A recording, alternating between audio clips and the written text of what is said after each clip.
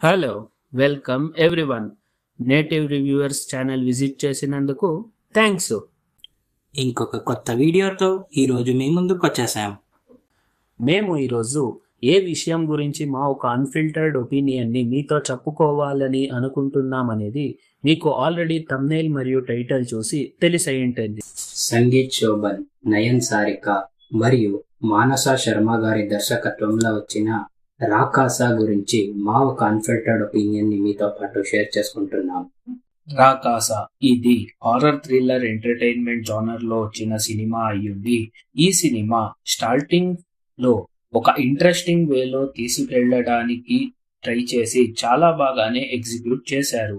First 10 minutes ఏముంటది, ఒక మంచి స్టోరీ బిల్డప్ అవుతుంది అనే చెప్పాలి.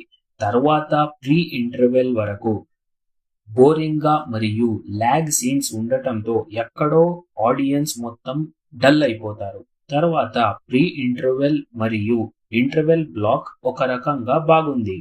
సెకండ్ హాఫ్ లో కూడా మనం చూస్తే అక్కడక్కడ కొంచెం లాగ్ సీన్స్ పెట్టి ఫోర్స్డ్ కామెడీని పెట్టి ఎక్కడో ఫెయిల్ అయ్యి మొత్తం బోరింగ్ ఫీలింగ్ అవుతుంది. ఇంకొన్ని చోట్ల స్టోరీ అక్కడక్కడ మూవ్ అయినా కూడా క్లైమాక్స్ విషయానికి వచ్చేసరికి ఎమోషనల్ వేలో తీసుకెళ్లడానికి పోయి అంతగా వర్కౌట్ కాకపోవడంతో ఓవరాల్ గా మాకు ఇది ఒక బిలో యావరేజ్ సినిమా అన్నదే మా ఒక అన్ఫిల్టర్డ్ ఒపీనియన్. రాకాసా ఈ సినిమా స్టోరీ విషయానికి వచ్చేటైతే, ఒక ఊరి కోటలో ఒక రాక్షసుడు వాసించుంటాడు. ఆ ఊరి జనాల ప్రకారం ఆ ఊరిలో అపశకనం జరిగితే ఆ రాక్షసుడికి నరబలి ఇవ్వాలి అని. అయితే దీన్ని తప్పించడానికి ఆ కాలంలో రాజుడొక్కడు ఆ రాక్షసుణ్ణి సంహరించడానికి పోతాడు. అయితే రాజుడు దాంట్లో విఫలమవుతాడు. అయితే 500 సంవత్సరాల తరువాత హీరో ఎంట్రీ అయ్యి హీరో ఎలా ఈ కోటకి వెళ్తాడు మరియు ఆ రాక్షసుణ్ణి ఎలా సంహరిస్తాడు మరియు ఈ ఊరి జనాల్ని ఎలా కాపాడతాడు అన్నదే ఈ యొక్క సినిమా స్టోరీ అయి ఉంటది.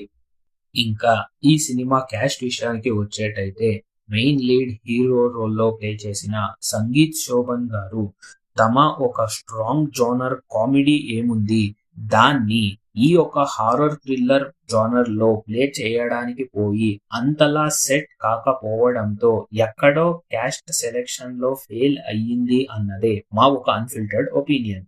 ఇంకా ఈ సినిమా ఫీమేల్ లీడ్ అయిన నయన్ సారిక గారి విషయానికి వచ్చేటైతే, ఒక న్యూ కమర్ గా వచ్చి చాలా బాగా పర్ఫామ్ చేశారు. వాళ్ళ క్యారెక్టర్ స్కోప్ తక్కువ ఉన్నా కూడా వాళ్ళకిచ్చిన క్యారెక్టర్ ని నిభాయించారు అన్నదే మా ఒక అన్ఫిల్టర్డ్ ఒపీనియన్.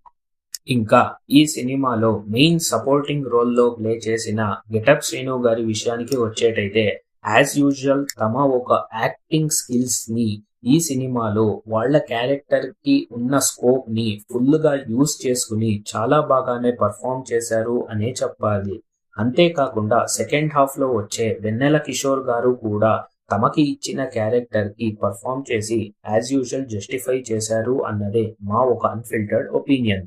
ఇంకా తేనికల్లభరణి, ఆశిష్ విద్యార్థి, బ్రహ్మాజీ, రోహిణి మరియు ఇతరులు వాళ్ళకిచ్చిన క్యారెక్టర్ ని చాలా బాగా జస్టిఫై చేసి పర్ఫామ్ చేశారు అన్నదే మా ఒక అన్ఫిల్టర్డ్ ఒపీనియన్. రాకాసా సినిమా డైరెక్టర్ అయిన మానస శర్మ గారి విషయానికి వచ్చేటైతే, తమ ఫస్ట్ మూవీలోనే ఒక హారర్ థ్రిల్లర్ జానర్ ని సెలెక్ట్ చేసుకుని ఒక మేరకు సక్సెస్ అయ్యారు అనే చెప్పాలి. ఎందుకంటే ఇలాంటి ఒక ఛాలెంజింగ్ స్క్రిప్ట్ ని స్క్రీన్ పైన తీసుకురావడం అంత ఈజీ జాబ్ కాదు.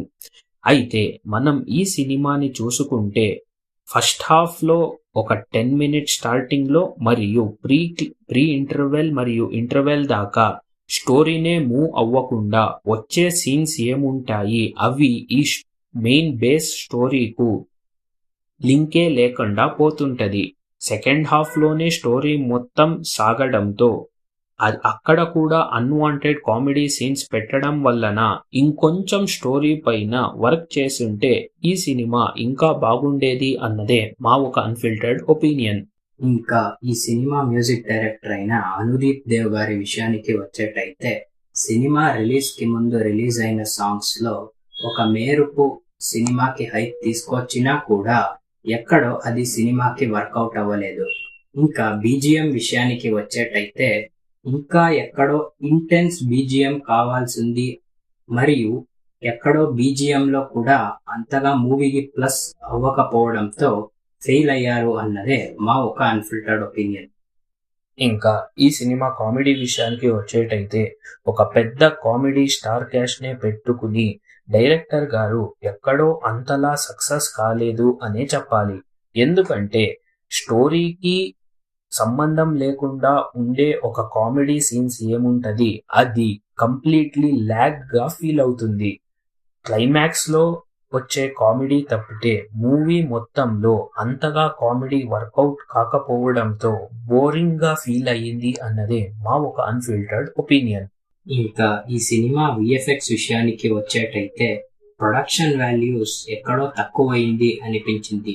ఎందుకంటే ఒక హారర్ థ్రిల్లర్ జానర్ మూవీ అవ్వడంతో ప్రొడక్షన్ వాల్యూస్ ఇంకా ఎక్కువ ఉండి విఎఫ్ఎక్స్ ని ఇంకా బాగా చేయాల్సింది అన్నదే మా ఒక అన్ఫిల్టర్డ్ ఒపీనియన్.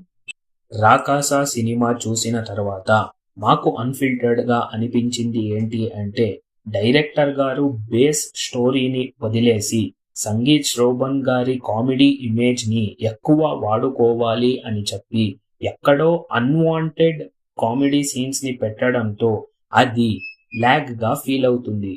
అంతేకాకుండా క్లైమాక్స్ లో గెటప్ సీను వెన్నెల కిషోర్ గారి కామెడీ తప్పితే సినిమా మొత్తం మనం చూసుకుంటే సంగీత్ శోభన్ గారి కాంబినేషన్ లో వచ్చే కామెడీ అంతగా వర్కౌట్ అవ్వలేదు.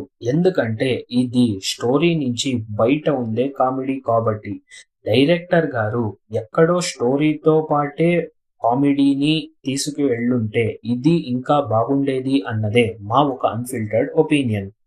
సో ఇది ఈరోజు మా వీడియో అయ్యింది. మీరు ఈ సినిమా చూసినట్టయితే కమెంట్ చేయండి, మరియు ఎవరు మీ ఫ్రెండ్ వెళ్ళాలనుకుంటున్నారో వారితో షేర్ చేయండి. మా ఈ ఒక అన్ఫిల్టర్డ్ ఒపీనియన్స్ మీకు నచ్చినట్టయితే దయచేసి కమెంట్ చేయండి, మరియు లైక్, షేర్, సబ్స్క్రైబ్ చేసుకోండి. లాస్ట్లో బెల్ కొట్టేది మాత్రం మర్చిపోకండి.